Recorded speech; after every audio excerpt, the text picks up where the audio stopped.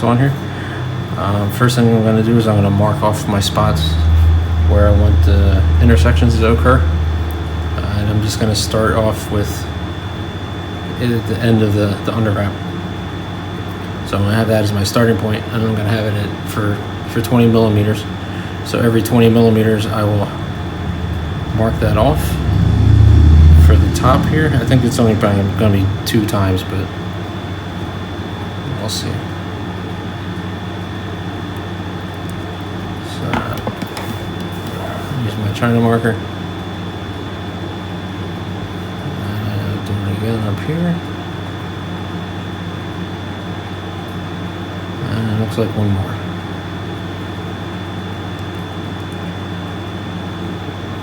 Alright, so now I'm gonna change it up to 30 millimeters.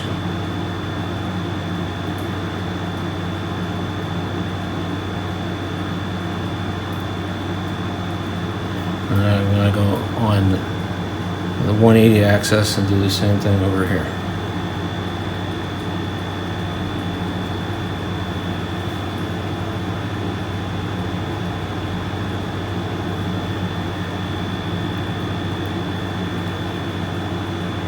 I'm going to extend it past the underwrap, but just marking this part off here so I can start it off. Okay, so I'm going to get my tape and I'll get the black thread. I normally don't cut this off in lengths, I just keep it on this wool and then just let it run through my fingers as I'm wrapping it on. So I'll start off here at the top, tape it, and you gotta be careful when you're doing this. You don't want it to be too tight, because when you go to pack the threads, it's going to be an issue when you're doing that. When you're packing it, then you'll worry about getting it all grouped together, but not so much on alignment at this point.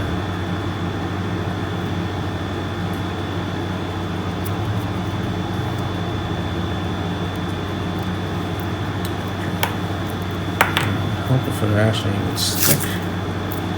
It's not sticking very well. Alright, so I'm just going to wrap it around the blank a little bit prior to my spot where I want to cross. Okay. Hold this down and then spin the rod. Have it hit the point on the other side. Hit my next point, and then the next point, and then I'll wrap it around over here, and I'll tape it off, and I'll go back the other way.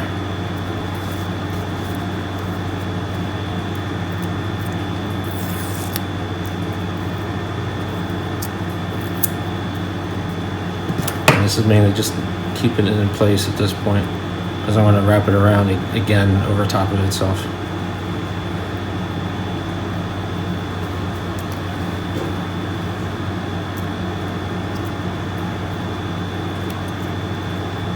This way. You do this as many times as you really need to, just to get the alignment right. So you hit this point over here that you marked before. Okay, I think we're good now. Alright, so I'll do hit that and go underneath.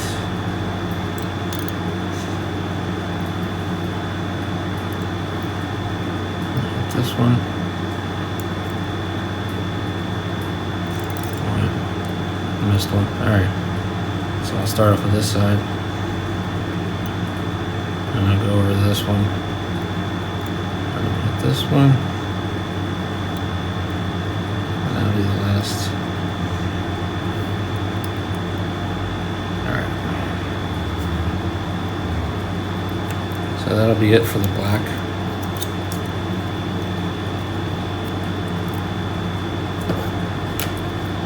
I'll cut this off after I tape this end here.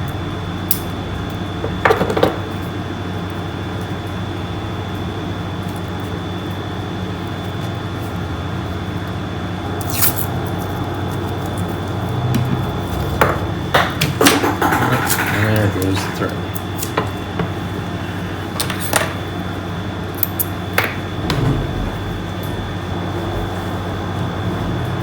Alright, so now I get my burnishing tool and I make sure that I try to get the crosses as even as possible. So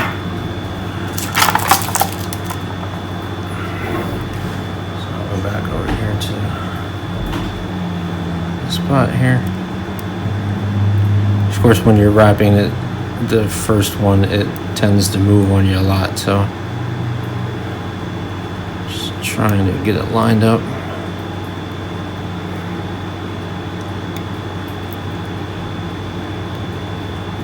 That seems pretty good. And all I'm doing is I'm just trying to get the crosses to be lined up with each other. Not really worried so much about the marks, just so there's a straight correlation between each of the cross points. Okay, so I think we're pretty good there.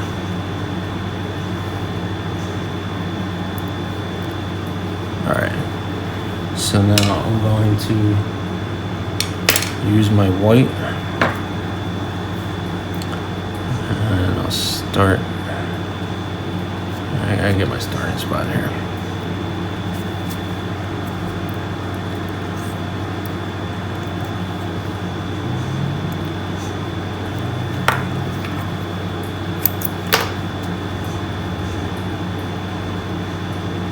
Now what I normally do is I like to start on the top part of the wrap and then I bring it back underneath on the way back to the starting point again. Now, since I have this over here, I'm not going to put any more tape on that side. I tend just to tape the one side. It's just I needed the tape for this, for the black, because that was the first thread used, and that tends to slip when you don't have it set up. I've seen other people set up tape to get the thread to stick to it. I've had more issues than actually anything good with that, so I tend not to do it. Alright, so now I just follow this along the black.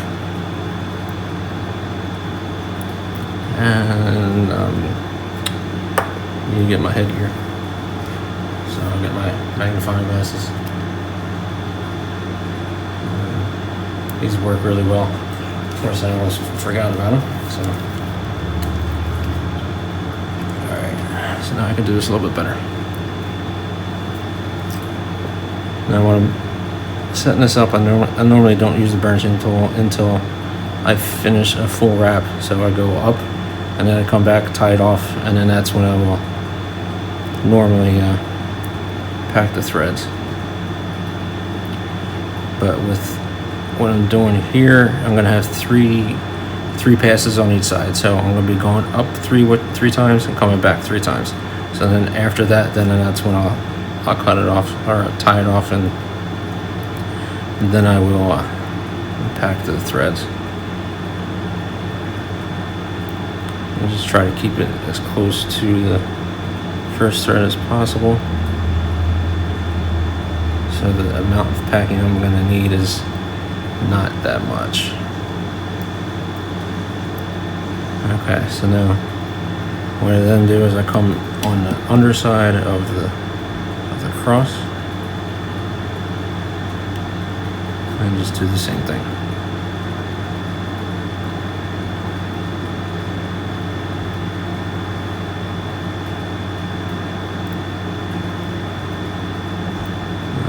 It seems going back a lot of the times is a little simpler, because it tends to lay flat against the previous thread. When you're on the top, it kind of pulls away instead of actually being where you want it to be. Okay, so now I'm gonna bring this back up and put it on the underside of the wrap that I went before. So now you'll see that the black thread is in between the 2 white threads.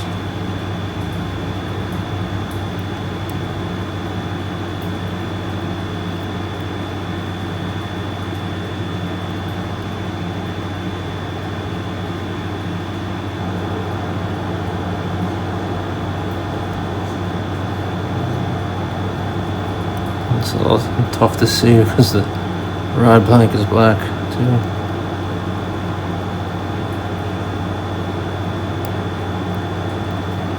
Yeah. Alright, so I'll just keep going this way.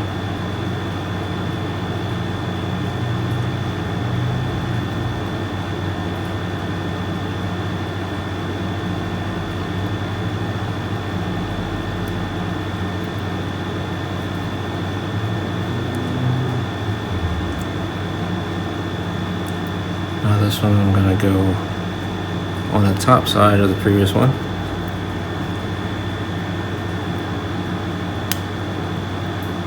So now we have the cross that you can see. So what I'm going to do is I'm going to finish this off. Then I'll pause it and then I'll just continue on after I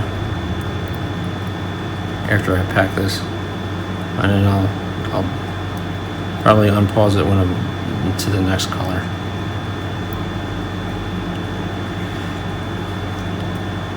Okay. Alright, so this will look different when I come back.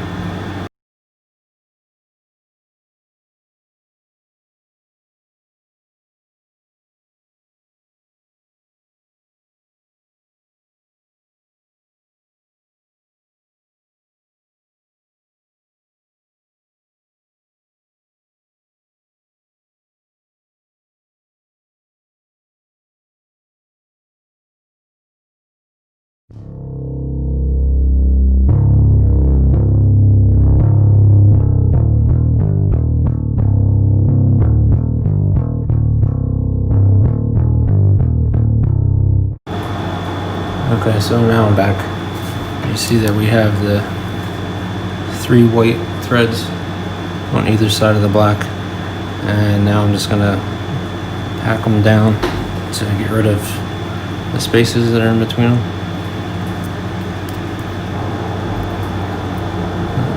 What I like to do is I take one side of the thread and just push it towards the rest of the threads. I work this the one way up the rod blank, and then I do the same thing down the other side. For me, this is just seems a little bit simpler, and also I can see better progress most of the time when I do it this way.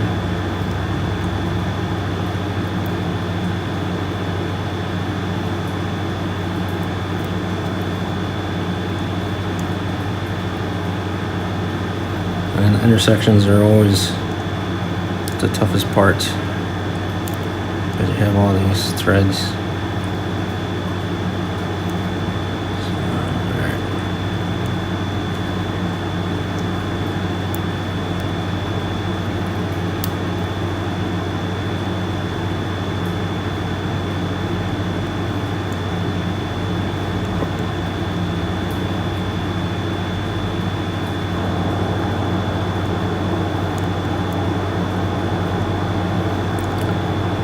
Packing them along, trying to get them as close to the other threads as much as you can, because it'll be harder later on if you don't. Alright, so I'm gonna finish packing off this, and then I'll just follow down the other side. So finish packing off the white, and then I'll be back, and then I'll put on the gray next, so that I'll come after the white.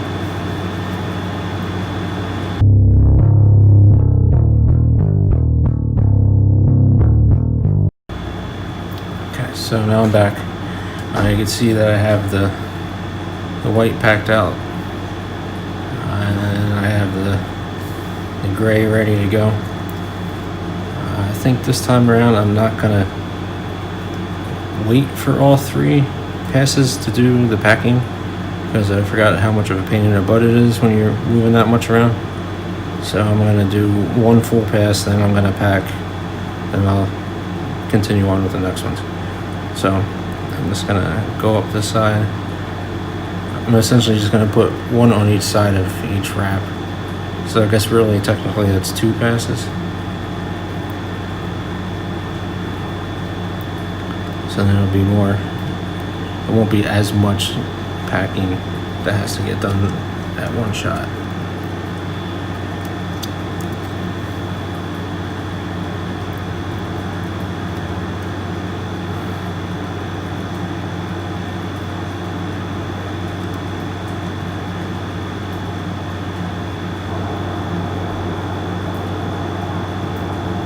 I'm still trying to lay it as close as I can to the previous thread.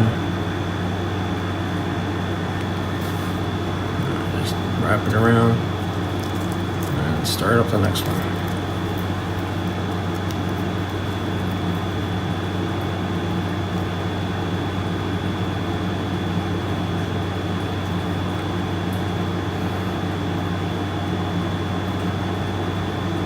Now, because I have the under wrap on here, the packing around on the under wrap section is substantially more difficult than it is just on the plain rod blank, because the thread moves a lot smoother on the rod blank than it does on the under wrap. So bring this around, and I'll finish this off here. Then I'll pack this section out. So this will be one full cross. So you see I have gray on either side here. So then I'll complete this out, and then I'll pack it, and then I'll start the next round. So I'll finish this up here. I'll tape it off. So I'll get at least 2 full wraps over the tape. And just hold it down and then tape it, and then I'll cut the thread off.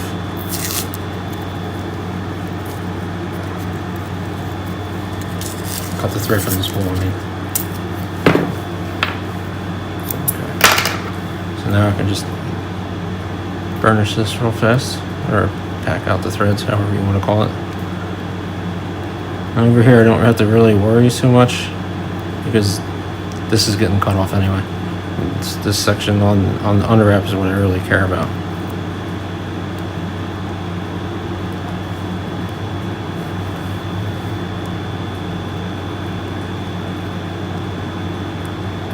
So I'll just push these together so it's not as tough.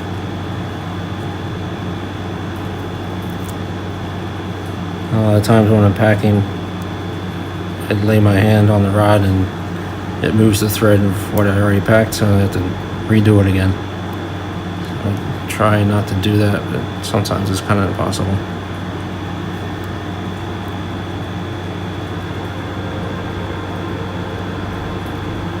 And there's the lovely train yet again. And there's not much I can do about that.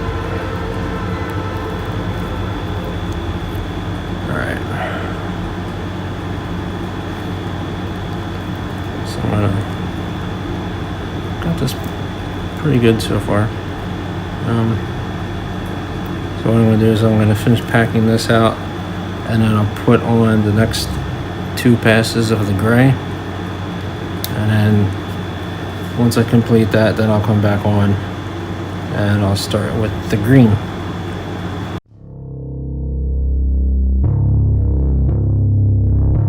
Okay, so now we have the green thread on. So now I'm going to finish it off with the metallic. This is just going to be 1 pass, so it highlights the diamond in the wrap itself. And then once I'm done this, then I'll go over and do a final packing. And then later on I will add some CP or color preserver to this, and then I'll be able to add the guide to it after that. It's several steps, but that's what's next. I don't think I'm gonna have a video of the wrapping the guide because I already have one of those. I think maybe the next video I have is stripping an old rod, probably. I have an old one over here that I'm gonna take the guide off. It's kind of like a scrap blank, but it could come in handy, so probably take that thing apart and document that when that happens. So I'm gonna go over this.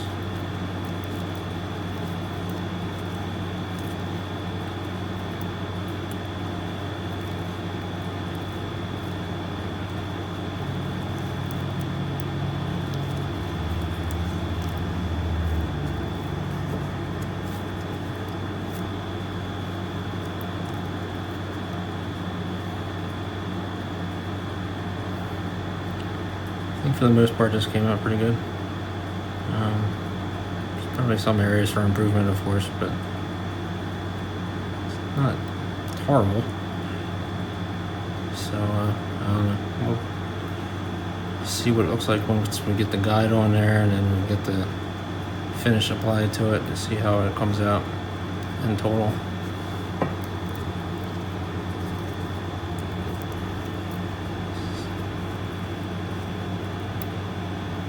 I'm not sure what my next project is going to be. I have another rod blank I have over here that I can use.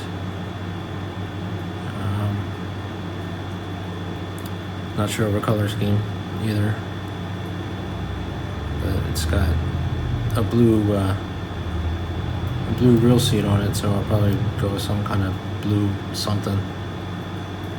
I was thinking of doing a St. John's cross at some point. But that's, I have to be motivated to do that because it's very time consuming. Alright, so I'm finishing this up. And see how right here the diamond is highlighted with the metallic wrap. So I'll just finish this off here.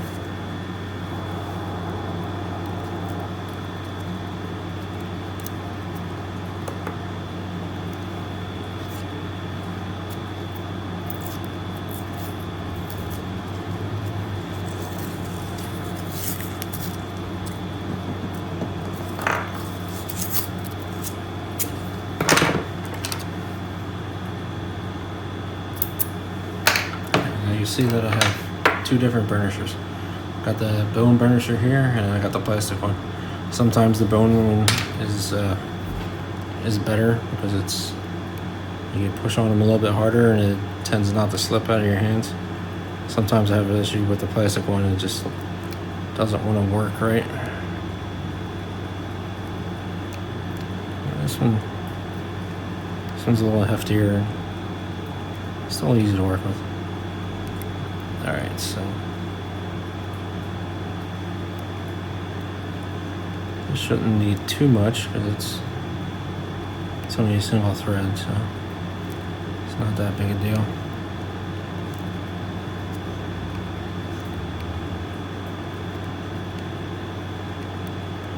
Some areas are better than others here. Like I said, for the most part, I think it came out pretty decent. So, thank you for watching this latest episode in Adventures in Rod Building. Let me know if there's anything else you guys want to look at for rod building, and see if maybe I can experiment with something. I don't know, we'll see. Alright, thanks for watching. Don't forget to subscribe and like. Alright, thank you. Bye.